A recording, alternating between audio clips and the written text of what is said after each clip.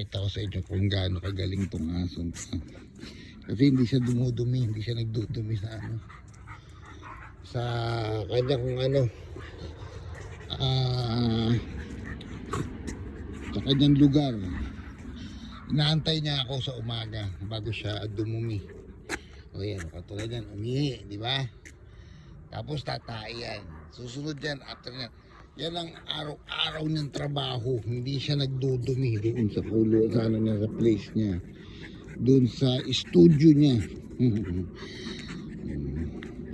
Susunod yan, tatay.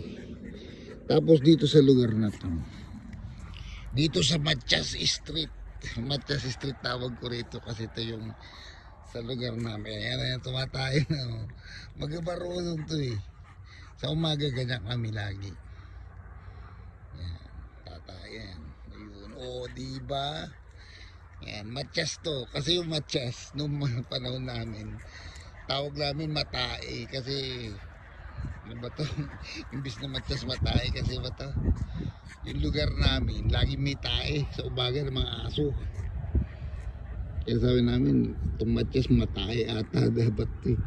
De, joke lang. Pero ano, tinawag ko itong street na to kasi street to namin eh, sarili namin to eh. Tinawag ko Matias Street.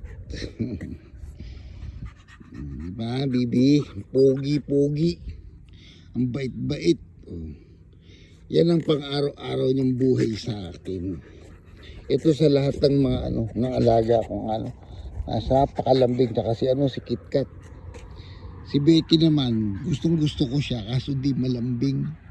Maamo siya, hindi siya hindi siya yung, pero wala, bihira sa ano talaga eh.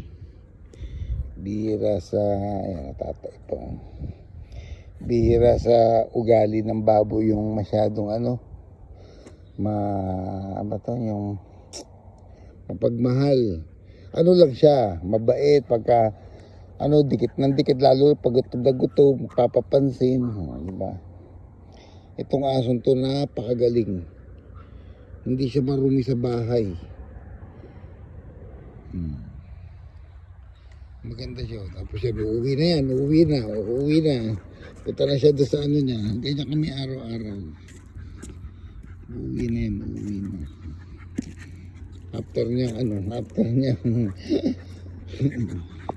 uy, ang bait-bait talaga. Gusto niya ako eh. Mapagmahal tong asong ko. Nandadamba.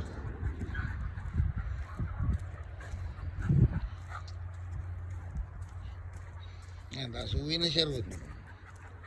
Alam niya kung saan siya pupunta eh. After nang tumae, punta na siya sa lugar niya.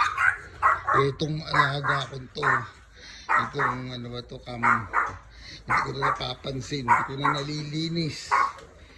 Sige na, pasok na. Malinis yung place niya. Walang dumi.